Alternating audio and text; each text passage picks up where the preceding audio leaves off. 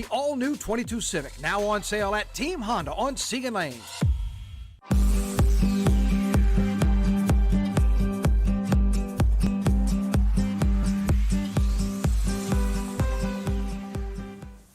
Ooh. Me? Yeah. Oh, hey. Ty looks good with the blue, with the sunrise. We got a Nice. Christmas tree. Yeah. Lots going on here. There really is a lot going on here, but not too bad. We were just talking about, since the time change, we get to see a little bit more of the sunrise. I mean, the sunrises have always been there, but the time change, we get to see a few more of those during the show. Yeah. It's always pretty impressive, and another good sunrise this morning. But it doesn't quite speak to the reality of the situation in South Louisiana over the next number of days. Yeah, that headline, storms possible. Uh-oh. That all starts with today. You see that Monday timeline as it walks you through the rest of the day? Oy. Yeah, so enjoy that picture now of know, our right? Sky 9 camera, because we are expecting those storms starting from the lunchtime hour. The possibility of those storms is really going to move through into the evening, and then with that, Steve said the temperatures are really going to drop, and you're going to feel that cold front move through. What? I mean, it was muggy when you and I came in today. Yeah, absolutely. Tomorrow's going to be a little more chilly. Look at that. You get down into the upper 40s, a high tomorrow in the mid 50s, and then just a couple days later, we're going to hit the 80s here in South Louisiana in early December. Yo-yo weather, right. It really is. It really right. is just a yo-yo weather, and hopefully clearing up as we get to the back part of the weekend. We'll see. The hardest part about that is getting the kids out to the bus stop and Right. not knowing what to send them with. They've already got a backpack, Right. books on. Right. So poncho, rain boots, cold weather gear, South all of the Louisiana above. making it It's a real lot. easy on moms and dads and Right. the kids. No problem. Sorry about that. Just put the whole closet out there. Just wheel it out. Man, gee. Speaking of kids going to school, a conversation happening today at the state capitol that could lead to another vaccine being added to the list of requirements to go to public school. Big conversation happening, and this would be, if passed, for students who are 16 years old and up. This is just the beginning conversation. So this is a proposal by the Louisiana Department of Health, but no doubt there's going to be a lot of eyes and ears on this, especially with how contentious the conversation has been with vaccinating children and requiring them to get vaccinated in order to go to school. And right now, as Liz mentioned, just 16 and up, because that's where the official approval is right now with the FDA, not the emergency authorization. Right. Full approval from the FDA for 16 and up. But something else that should be mentioned, even if this were to come to pass, so to speak, there would be a number of ways that parents could sign their kids out of it.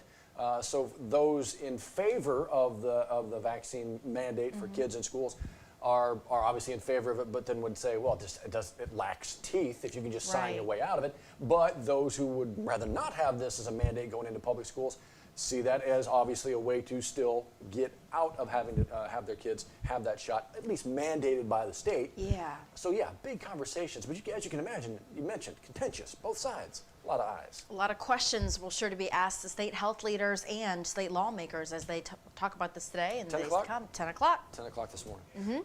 Okay, speaking of kids, okay, that's contentious. Maybe you can't figure out what side you're on, or you're very deeply rooted. There is only one side here. Yeah. Every year, Salvation Army hosts the Angel Tree program, which provides Christmas gifts for kids in our region.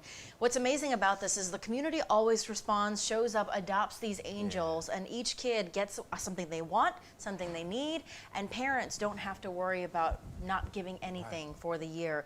But there's a real struggle this year, and this has been a struggle year-round. First it was a warehouse problem.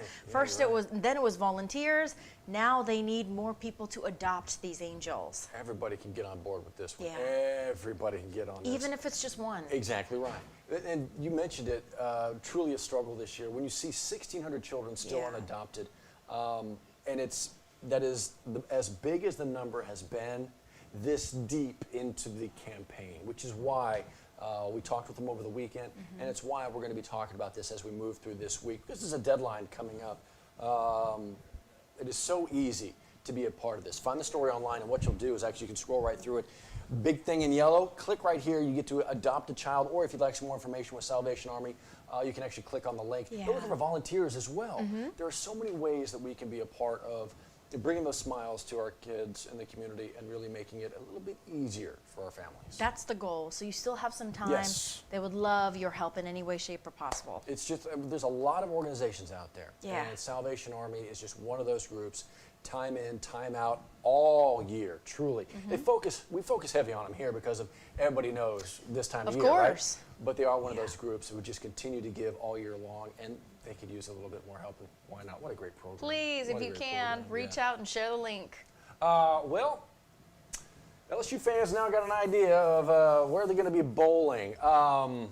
We still got some time to wait. The date on this one. Yeah. We do. We're just under a month out Yeah, from the bowl crazy. game. Yeah. It falls on a weekday, a Tuesday at that. Tuesday night. You know what? But I think a lot of LSU fans are grateful that we are going to a bowl. Sure. Albeit the season, had a lot of twists and turns in this roller coaster ride. But we are looking forward, and looking forward means looking forward with an interim coach who's actually repping Baton Rouge, Yeah, North Baton Rouge. Exactly. Bill Davies, the offensive line coach, obviously sitting now as the interim head coach and will be holding on to that title and getting the team ready for the bowl game and coaching, interim coach in the bowl game, even as he defers, as he said, to Brian Kelly, the new head coach, for the big decisions.